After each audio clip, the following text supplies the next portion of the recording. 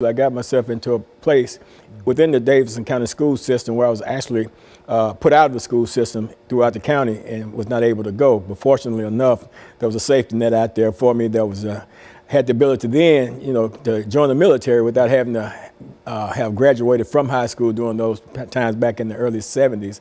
So I went into the United States Navy, stayed in there a short period of time, got out of the Navy, went to OIC, Opportunities Industrialization Center, and got a GED. And from there, I proceeded to go to Tennessee State University. But mind you, all the time that I was going through all these processes, I had a desire to do better in life, but at the same time, I was drug addicted. But I was still trying to push through and forge my way through. And of course, my time at TSU didn't last long because of my drug addiction. Eventually, I ended up dropping out of school and the like there. Ended up incarcerated in the state prison system, spent time in the prison system, approximately 5 years of my life in the prison system, incarcerated, in and out of jails and stuff like that. So although I've had some schooling in TSU, Trevecca East Campus Prison Program while I was yet incarcerated, and did some stuff with Edmondson Junior College, which is a now defunct school there itself.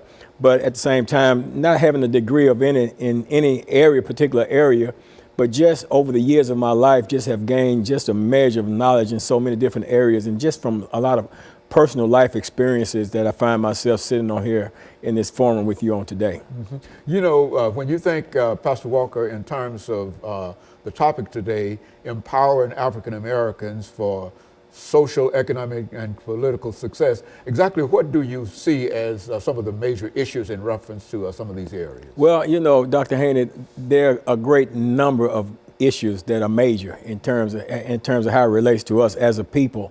One of the things that I think first and foremost is that we have to learn how to educate and equip and empower ourselves. We have to learn how to really go back, search out, and get our own true history, and not just be so reliant upon just some of the stuff that we're taught. Because I've learned from my years of living, and my experiences that I had in grade school coming up, that my history was not accurately taught to me.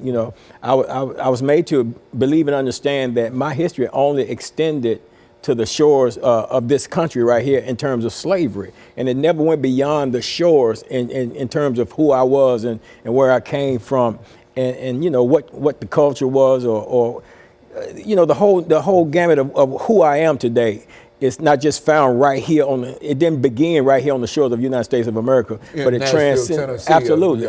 Real sense. Absolutely. It transcended these shores and stuff. And until we go back and get an in-depth knowledge of who we are, then it's kind of hard to direct ourselves, because we've been plagued and saddled by so many different stereotypes that is keeping us from moving forward in the things that we need to move forward in.